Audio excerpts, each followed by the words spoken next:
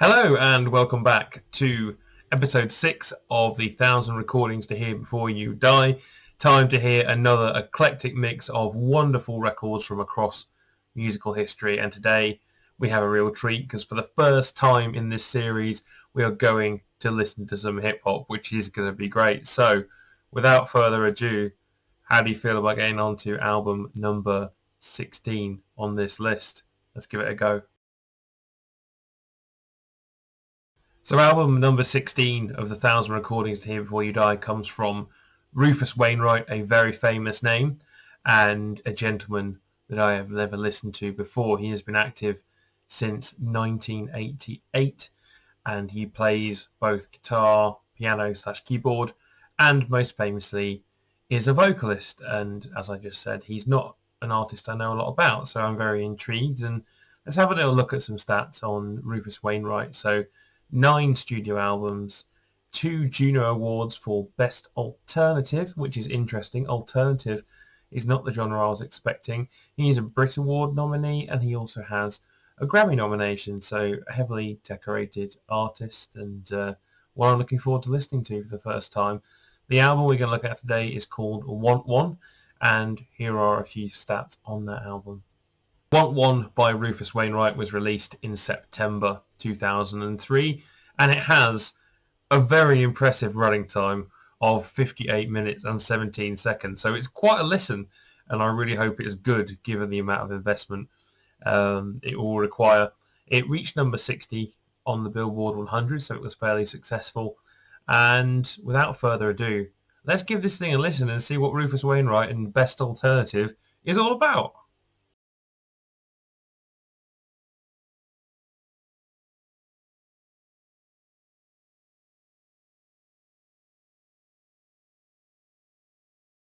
Want One by Rufus Wainwright is a big record. That's the word I would use, is big. It is a big production. It's very polished. It's complex. It's very impressive. You've got traditional instruments like piano and guitar, but you've also got a lot of symphonic stuff and weird sounds and effects, and it felt very theatrical to me as well. It almost felt like an opera type thing with all these big songs that were really in your face.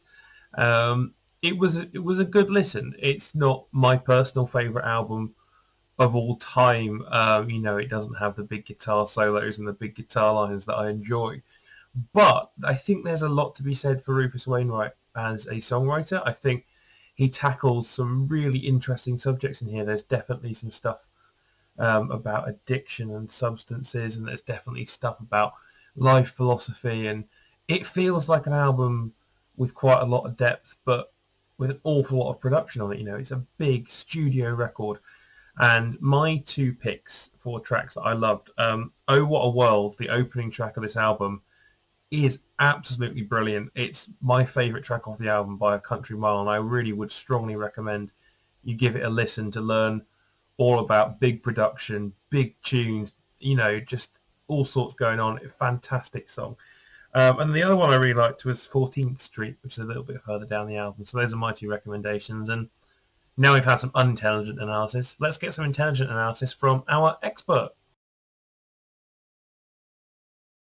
I may have nailed my analysis this time, completely by accident. So reading through the book and what Tom Moon says is basically that Rufus Wainwright had a very difficult childhood dealing with a number of issues, even in his career. So dealing with his homosexuality, he was addicted to crystal meth, according to this. Not ideal.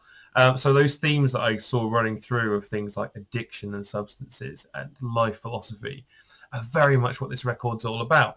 And the reason it's in this list of 1,000 recordings, I think, is because of the depth and breadth of its subjects, but also the sheer scale of the record. It is operatic, and that's something else he mentions here, is that Rufus Wainwright is quite operatic, and it's theatrical, and he just says basically it's a great, well-produced record with loads of interesting songs and themes and sounds, and I'm inclined to agree with him. I'm really glad I listened to this record. I don't think I'm going to be a regular Rufus Wainwright fan, but I do think it's a record that's worth a listen just to hear something different. I think credit to Rufus Wainwright, this is a very different record. It seems to me somewhere between a rock pop album and an opera slash musical. And I can honestly say I've never heard anything quite like it. So great job, and thank you for making such an eclectic album. It was a really pleasant listen. In terms of Tom Moon's choices of songs, he has gone for Oh What a World, which is one of mine, Harvester of Hearts, which is a really nice track, Movies of Myself, Go or Go Ahead, and Vibrate. So feel free to give those tunes a listen and enjoy yourself some Rufus Wainwright. But we are going to move on to album number 17. Album number 17 of 1,000 comes from the awesome Cypress Hill, and I haven't had a chance to talk about hip-hop to this point. I'm a huge hip-hop fan. I'm a huge rap fan. I'm a huge music fan, but I particularly do love hip-hop, and in particular American hip-hop, despite being British. And Cypress Hill are one of the founders of the genre, active from 1991 to the present day. They have sold over 20 million albums, and as I say, had a huge bearing on hip-hop in the 1990s. Their career to date has spanned 9 studio albums, 3 Grammy nominations, and they were the first Latin American hip-hop act inducted onto the Hollywood Walk of Fame. And I think Cypress Hill, the longer we go, the more they're going to be written into the history books, because they really were pioneers. And I cannot wait to listen to this album, because we're going to be listening to Black Sunday, which is their seminal work. And it's a great album. I know that already. It's not cheating. I just happen to have listened to it before. But I'll talk a little bit about Black Sunday now.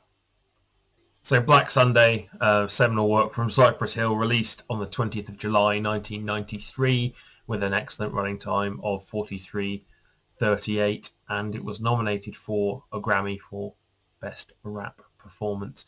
So a lot of critical acclaim for this album as well. So let's give it a re-listen in this case, and I'll give you some feedback.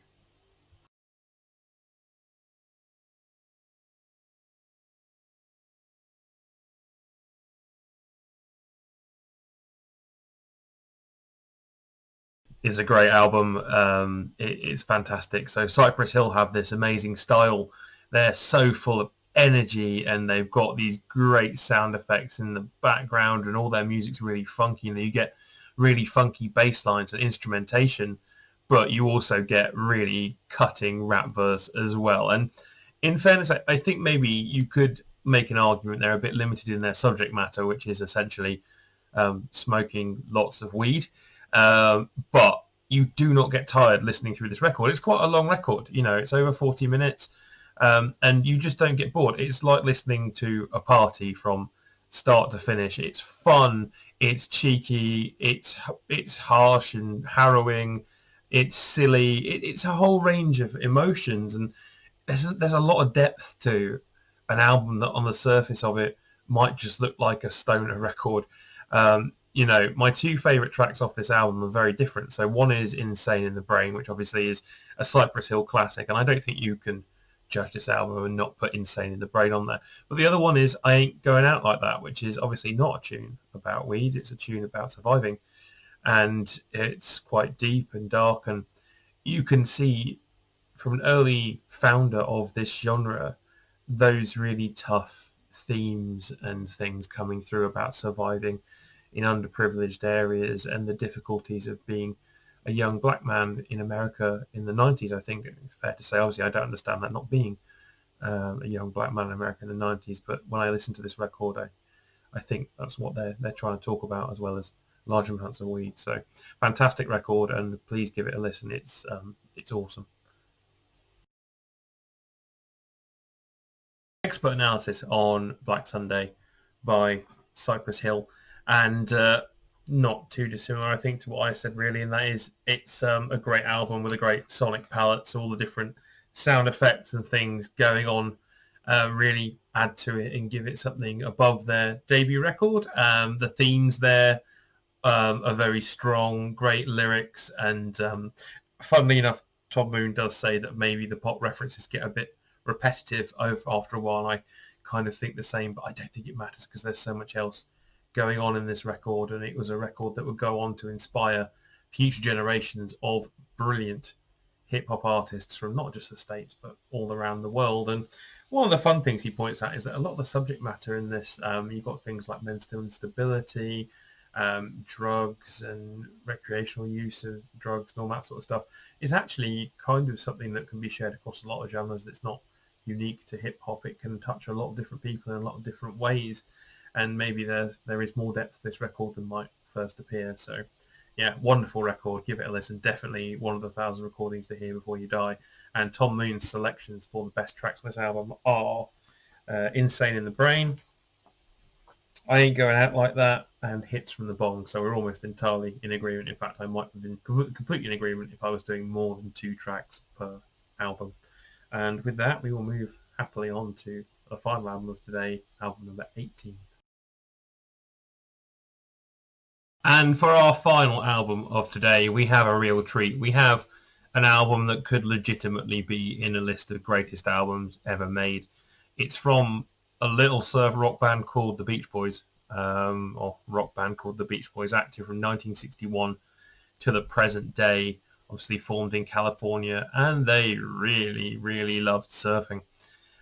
So in that period from the 60s, they got 29 studio albums.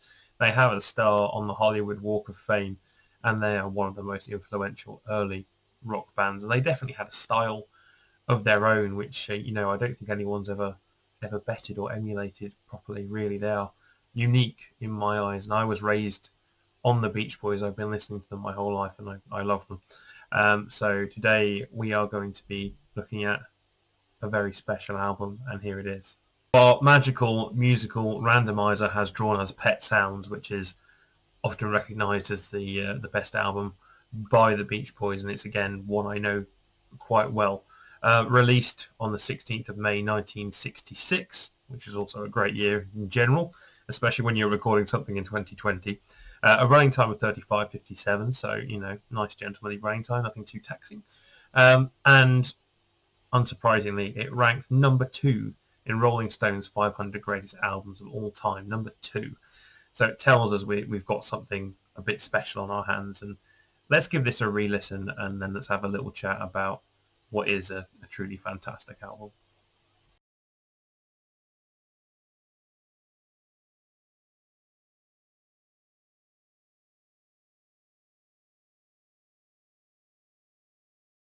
Pet Sounds, the Beach Boys. Let's start by saying it's definitely one of the 1,000 recordings to hear before you die.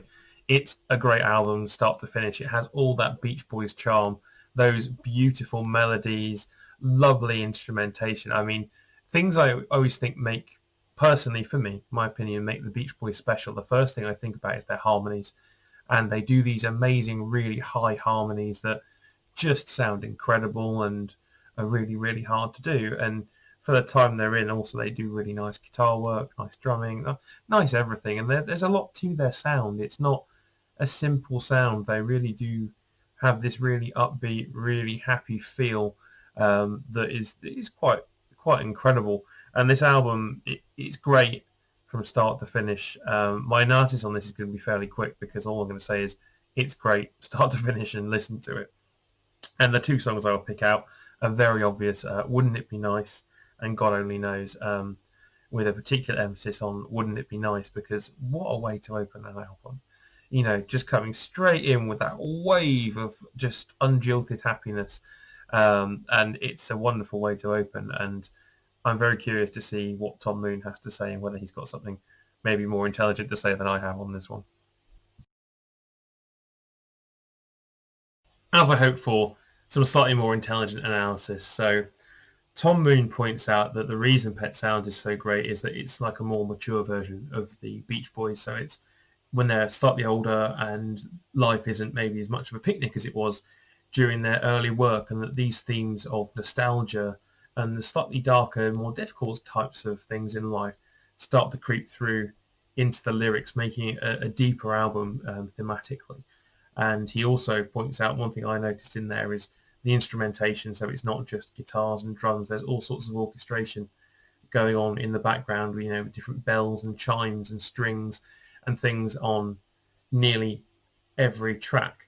And so, yeah, just a wonderful, wonderful record. And he's picked out a quote from Paul McCartney, who said, I figure no one is educated musically till they've heard Pet Sounds. So that tells you an awful lot. Paul McCartney, easily one of the greatest songwriters in the modern era, and he is saying he was inspired by this album. So clearly worth a listen. Go away and listen to it. In terms of the tracks that Tom Moon has selected, he has selected Wouldn't It Be Nice and Sloop John B. And Sloop John B is quite cool because it has some very unique instrumentation on it. So enjoy that. It's good fun. And there ends our musical journey for today. Thank you for joining us once again for another musical adventure. And again, another very eclectic adventure. Some Rufus Wainwright, some hip-hop with Cypress Hill, which I thoroughly enjoyed, and from a classic album, Pet Sounds by the Beach Boys. And all three records I genuinely think worth a listen and worthy of being on this list. So until next time, please feel free to enjoy any of the other episodes if you haven't seen them, or our other vlog, the Valkyries vlog, or any of our lyric videos, or even the video for the Nightmare, which we released very recently as well. And I will see you next time for episode number 7 of the 1,000 Recordings to Hear Before You Die.